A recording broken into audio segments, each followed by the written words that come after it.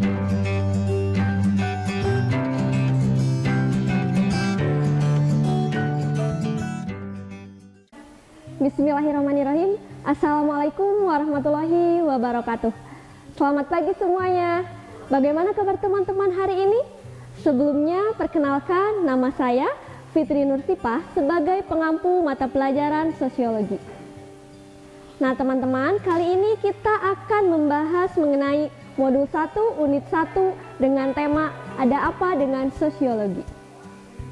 Sebelum kita mulai belajar bersama, teman-teman bisa mempersiapkan media, alat atau bahan dan sumber belajar, baik itu berupa buku, artikel atau modul, dan handphone tentunya untuk menyimak video pembelajaran kita hari ini.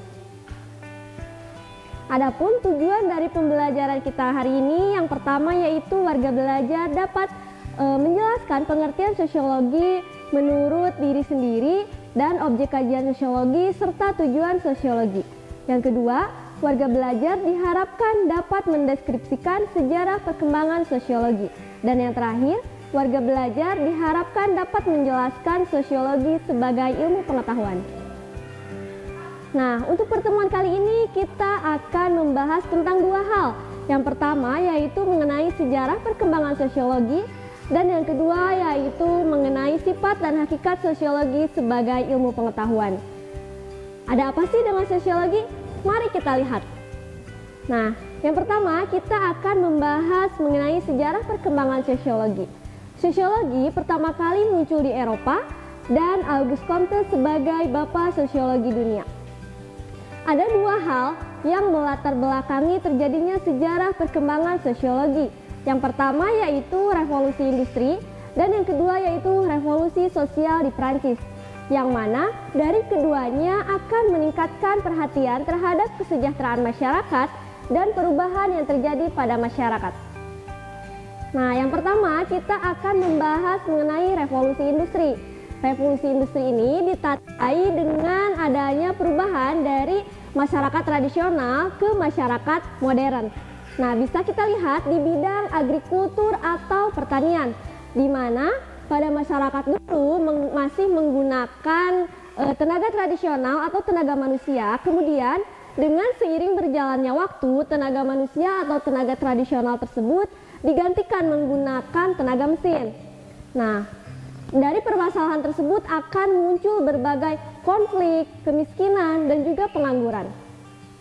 Yang kedua, kita akan membahas mengenai revolusi sosial di Prancis akibat dari adanya revolusi industri. Nah, akibat dari revolusi sosial tersebut banyak terjadi urbanisasi, eksploitasi tenaga kerja, upah buruh yang rendah, dan juga kapitalis. Hal ini tentunya menjadikan masyarakat itu bergejolak. Nah, dan banyak sekali konflik yang muncul. Disinilah ilmu sosiologi dibutuhkan untuk melakukan pengamatan terhadap masyarakat. Kemudian selanjutnya ada tokoh perintis ilmu sosiologi. Yang pertama ada Auguste Comte yang tadi saya singgung sebagai bapak sosiologi dunia. Kemudian yang kedua ada Karl Marx, yang ketiga ada Herbert Spencer, yang keempat ada Emile Durkheim, yang kelima yang terakhir yaitu ada Max Weber. Untuk lebih jelasnya kita akan membahas tentang pengertian sosiologi. Nah, secara etimologis sosiologi berasal dari dua kata. Yang pertama yaitu socius yang berasal dari bahasa Latin yang artinya berteman atau rekan.